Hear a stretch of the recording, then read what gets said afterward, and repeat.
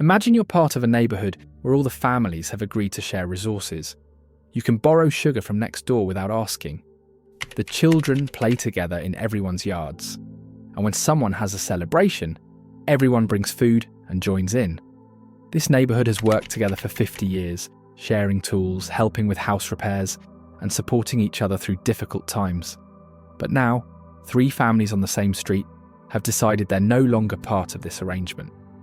They've put up fences, stopped coming to neighbourhood gatherings, and formed their own separate group. The rest of the neighbourhood is concerned and confused. What happened? Why did these families decide to leave? Can they be convinced to rejoin the community? Confused, one of the families goes to beg these 3 families to destroy their fences and rejoin the community. This is essentially what's happening in West Africa right now, but on a much larger scale, involving entire countries, millions of people, and decades of complex history. The neighbourhood is ECOWAS, and the 3 families who have left are Mali, Burkina Faso, and Niger. Now, the family begging them is Ghana. This is a fascinating story of brotherhood, betrayal, and the search for true independence in one of Africa's most important regions. What forces pulled these 3 nations away from their West African family? Why is Ghana's president so eager to bring them back? And most intriguingly, could this small rebellion against the established order grow into something much larger that reshapes the entire continent? Do you think Captain Ibrahim Treaore will go back to join ECOWAS despite the progress Burkina Faso has made since leaving the bloc? ECOWAS was created in 1975 as a dream of African unity and cooperation. 15 West African countries came together with a beautiful vision to create a region where people, goods, and ideas could flow freely across borders. They wanted to make it possible for someone from Nigeria to travel to Ghana without needing a passport or visa. They wanted traders to be able to sell their goods in neighbouring countries without paying extra taxes. They wanted to build roads connecting all these countries and create shared electricity networks so everyone could have power. For nearly 50 years, ECOWAS has worked toward these goals. In some ways, they've succeeded. You can indeed travel between many ECOWAS countries without needing a visa. They've built highways connecting different countries. They've created power-sharing agreements so electricity can flow across borders. But beneath this surface of cooperation, tensions have been brewing. Some countries felt they weren't being treated fairly. Others believed that ECOWAS wasn't truly independent, but was instead being controlled by outside powers, especially European countries like France. This brings us to our 3 rebel nations, Mali, Burkina Faso, and Niger. These 3 countries share some important similarities. They all speak French as their official language because they were all colonized by France. And recently, all 3 have experienced military coups where soldiers took over the government. But why did they leave ECOWAS? To understand that, we need to look deeper into the relationship between these countries and their former colonizer France. When France granted independence to its African colonies in the 1960s, it wasn't a clean break. Imagine a parent who says, "You're grown up now and can live on your own," but then insists on keeping keys to your house, controlling your bank account, and telling you who you can be friends with. France maintained significant control over its former colonies through several mechanisms. One of the most important was currency. Even after independence, many French-speaking African countries continued to use a currency called the CFA franc, which was printed in France. This gave France tremendous influence over these countries' economies. France also kept military bases in many of its former colonies. Thousands of French soldiers remained stationed across West Africa, supposedly to help maintain stability and fight terrorism. But many Africans grew suspicious of their true purpose. Were they really there to help, or to ensure French interests were protected? Perhaps most troublingly, France developed a reputation for interfering in the politics of its former colonies. If a leader emerged who wasn't friendly to French interests, that leader might mysteriously be overthrown. If a president tried to assert true independence from France, they might not last long in office. This system of continued French influence in Africa has a name: Françafrique. And in recent years, many Africans have grown increasingly frustrated with it. They've begun asking difficult questions. After more than 60 years of independence, why does France still have so much power over our countries? Why do we still use a currency printed in Paris? Why are French soldiers still on our soil? These questions have been particularly loud in Mali, Burkina Faso, and Niger. The story of how these three countries broke away from both France and ECOWAS begins with a series of coups. In Mali, soldiers seized power in 2020. In Burkina Faso, a coup occurred in 2022. And in Niger, the military overthrew the government in 2023. In each case, the new military leaders positioned themselves as patriots fighting against foreign influence.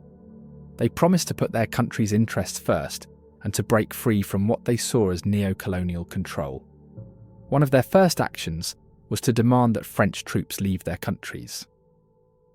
Bye-bye, they told the French military. This was a major blow to France, which had used these bases for various economic and strategic purposes. But the real drama began when Niger's new military government ousted President Mohamed Bazoum in July 2023. ECOWAS responded with anger and threats. They imposed harsh economic sanctions on Niger and even threatened military intervention to restore Bazoum to power. Why such a strong reaction? ECOWAS leaders feared a domino effect. If you allow that to happen in Niger, Burkina Faso, and Mali, that will inspire perhaps Nigerians to topple their own government, and Ivorians and others, and Senegalese. The threat of military intervention was serious. ECOWAS military chief declared, "We are ready to go. The D-Day is decided." ECOWAS leaders even travelled to Europe seeking support for their planned intervention. This is when Mali and Burkina Faso stepped in to support their neighbour. They declared that any attack on Niger would be considered an attack on them as well. Faced with the prospect of a wider regional conflict, ECOWAS backed down. But the damage was done. Mali, Burkina Faso, and Niger felt betrayed by what they saw as their brothers siding with foreign powers against them. In January 2024, all three countries announced they were leaving ECOWAS. Instead, they formed their own alliance called the Alliance of Sahel States. This new confederation allows free movement between the three countries and creates a unified front against what they perceive as external threats. To understand the deeper tensions at play, we need to look at the resources in these countries and who benefits from them. Niger provides a perfect example. Niger is one of the world's leading producers of uranium, a valuable mineral used to generate nuclear power. French companies extract this uranium and ship it back to France, where it's processed and used to produce electricity. France generates so much electricity from Niger's uranium that it can even sell the surplus to other European countries. Meanwhile, many people in Niger itself live without reliable electricity. The country has actually had to import power from neighbouring Nigeria to meet its basic needs. This imbalance, where African resources benefit European countries more than they benefit Africans themselves, has fueled anger and resentment. The new military governments in Mali, Burkina Faso and Niger have tapped into this sentiment, promising to ensure that national resources benefit their own people first and foremost. It's not just uranium. These countries have gold, cotton, livestock and other valuable resources. The question of who controls these resources and who profits from them lies at the heart of the current conflict. Another major issue is the independence of ECOWAS itself. While the organisation was founded with noble goals of African unity and cooperation, critics argue that it has become too dependent on non-African powers.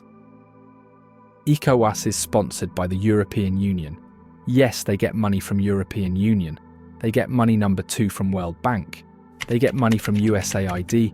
They get money from IMF. They get money from AFD from France.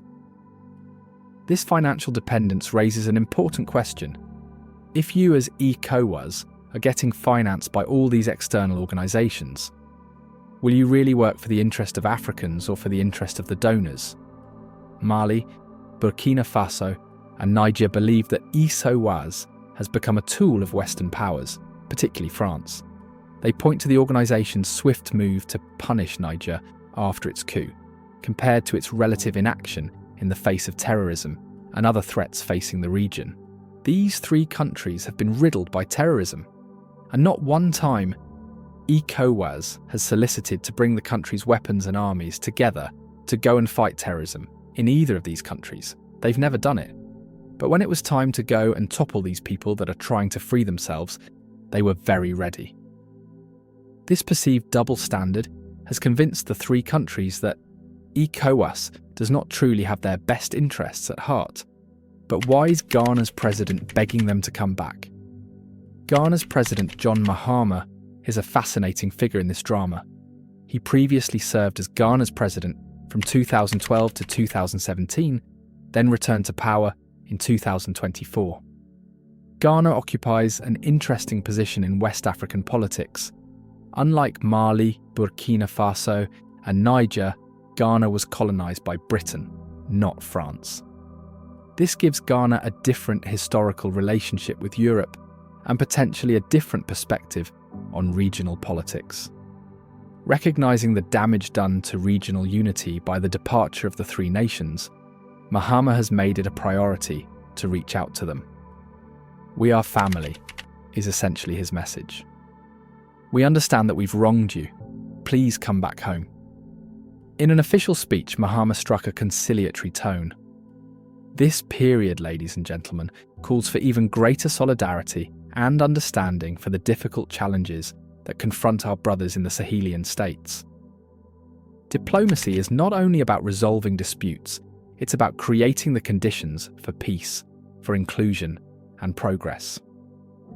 The president of Togo has made similar overtures, but so far their efforts have been rebuffed. Mali, Burkina Faso, and Niger remain firmly committed to their new path outside of ECOWAS. The split within ECOWAS represents more than just regional politics. It symbolises a broader questioning of post-colonial structures across Africa. For decades, many African countries have maintained close ties with their former colonisers, often at the expense of developing stronger relationships with each other. Foreign aid, military agreements, and economic partnerships have created dependencies that limit true independence. The rebellion of Mali, Burkina Faso, and Niger against both French influence and ECOWAS authority signals a potential shift in this dynamic. These countries are asserting that African problems require African solutions, free from external interference. Their alliance of Sahel states represents an alternative vision of regional cooperation, one built on complete sovereignty and mutual respect rather than external funding and influence. They have opened their borders to each other, allowing free movement between the three nations without the need for visas or passports. They're now a confederation. They circulate with no visa. They're like real brothers. Other countries are watching this experiment with interest. Togo, for instance, has indicated it might join the alliance of Sahel states. This would be particularly valuable because the landlocked alliance of Sahel states countries could gain access to the sea through the Togolese coast and the port of Lomé, facilitating the import and export of goods. If more countries were to join this new alliance, it could significantly weaken ECOWAS and challenge the existing order in West Africa. It could also inspire similar movements in other parts of Africa, where frustrations with foreign influence and ineffective regional organisations run deep. Another factor complicating this story is the presence of terrorist groups across the Sahel region. Mali, Burkina Faso, and Niger have all struggled with insurgencies linked to groups like Al-Qaeda and ISIS. France originally justified its military presence in the region as necessary to combat these terrorist threats. Operation Barkhane, a French anti-insurgent operation that began in 2014, deployed thousands of French troops across the Sahel. However, after years of French military presence, terrorism in the region hasn't decreased. It's grown worse in many areas. This has led many to question the effectiveness and true purpose of the French intervention. The military governments in Mali, Burkina Faso, and Niger have turned to alternative security partners, particularly Russia, whose Wagner Group mercenaries have been active in Mali since 2021. This pivot away from Western security arrangements has alarmed both France and the United States, further straining relations. Meanwhile, ECOWAS has been criticised for not doing enough to coordinate a regional response to terrorism. While ECOWAS was quick to threaten military intervention against Niger's new government, it has never mobilised a similar force to combat terrorist groups threatening the region. This perceived double standard reinforces the belief in Mali, Burkina Faso, and Niger that ECOWAS serves Western interests rather than African ones. Ironically, all this drama is unfolding just as ECOWAS celebrates its 50th anniversary.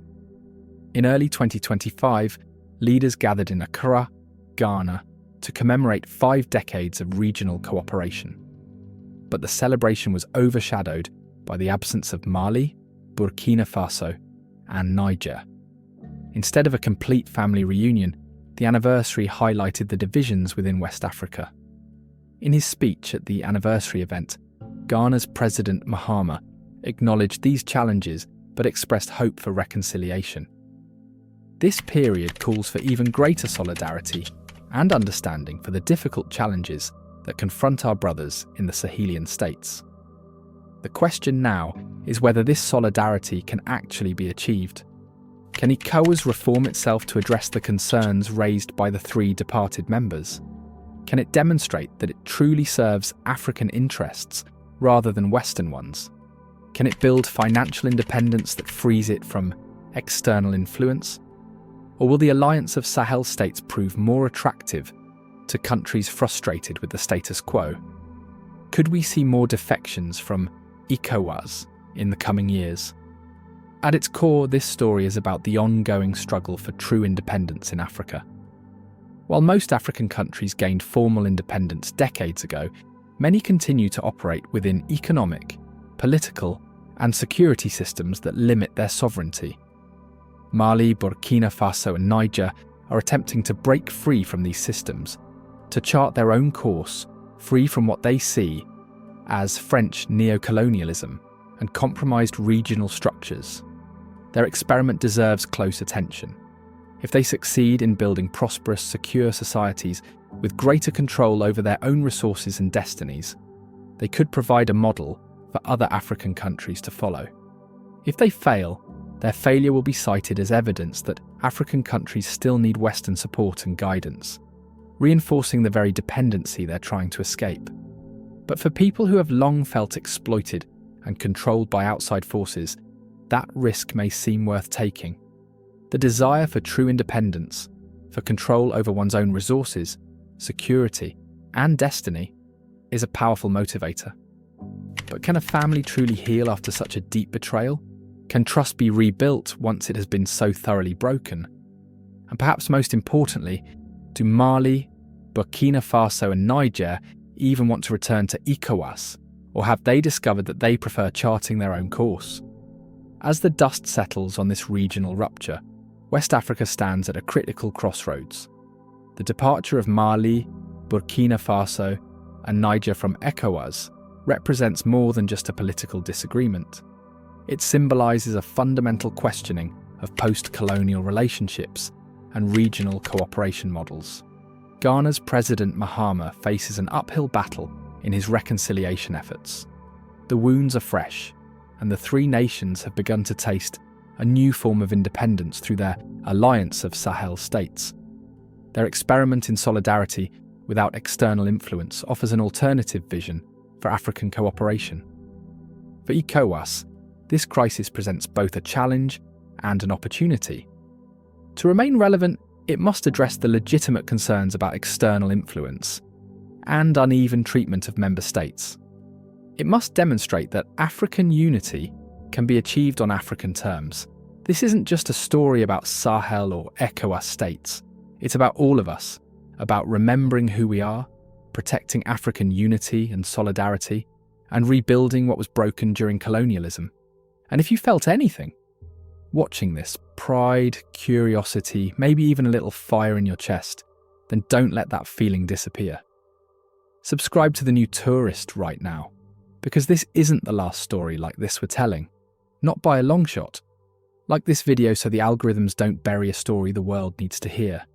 Share it with your family, your friends, and your group chats. Be the reason someone else learns the truth. And if you want to go even deeper, if you want behind-the-scenes stories, early access, exclusive discussions, join our membership community. Because this isn't just a channel anymore, it's a movement. And the story we're writing together, it's only just beginning.